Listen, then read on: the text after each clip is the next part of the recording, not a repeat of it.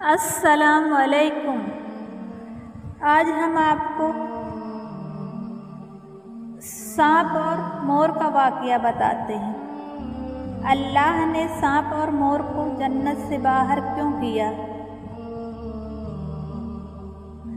اللہ تعالیٰ نے حضرت آدم علیہ السلام اور ان کی بیوی حضرت حوا علیہ السلام کو جنت میں بسایا اور فرمایا، تم دونوں یہاں آرام سے رہو، ہر چیز کھاؤ پیو، لیکن اس درخت کے قریب مت جانا، اگر گئے تو گنہگار ہو جاؤ گے۔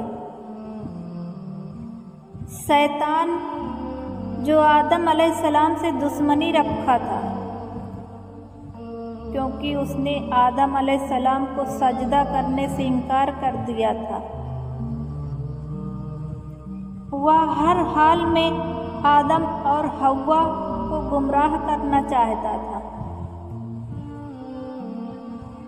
شیطان جنت میں سیدھے داخل نہیں ہو سکتا تھا۔ اس نے ایک سانپ سے کہا، اگر تم مجھے اپنے پیٹ کے اندر چھپا لو اور جنت میں پہنچا دو تو میں تمہیں بڑا انعام دوں گا۔ سانپ نے اسے چھپا کر جنت میں پہنچا دیا۔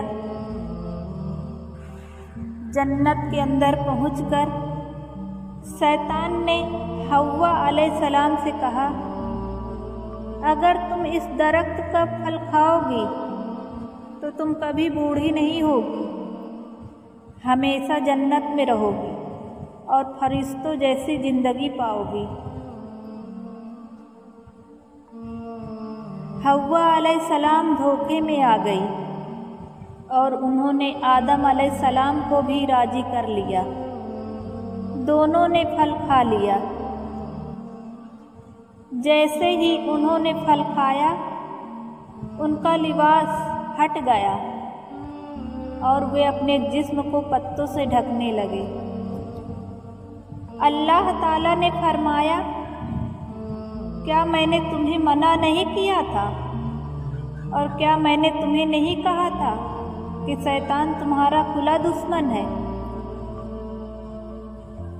پھر اللہ نے حکم دیا کہ آدم علیہ السلام اور حوا علیہ السلام کو دنیا میں اتار دیا گیا۔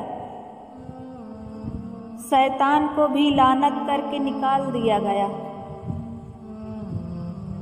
سانپ کو بھی سزا دی گئی، اب اس کی شکل بدل جائے گی، اس کا کھانا پینا مٹی اور گندگی میں ہوگا، انسان اس کا دشمن رہے گا۔ مور کو بھی نکالا گیا، کیونکہ کہا جاتا ہے کہ اس نے بھی شیطان کو جنت میں داخل ہونے میں مدد کی تھی۔ یہ واقعہ ہمیں یہ سکھاتا ہے کہ شیطان ہمیشہ انسان کو دھوکے سے گمراہ کرتا ہے۔ اللہ کے حکم پہ چلنے کی توفیق دے ہمیں اللہ کے بتائے ہوئے راستے پر چلنا ہے، شیطان کے دھوکے سے بچنا چاہیے۔ آمین۔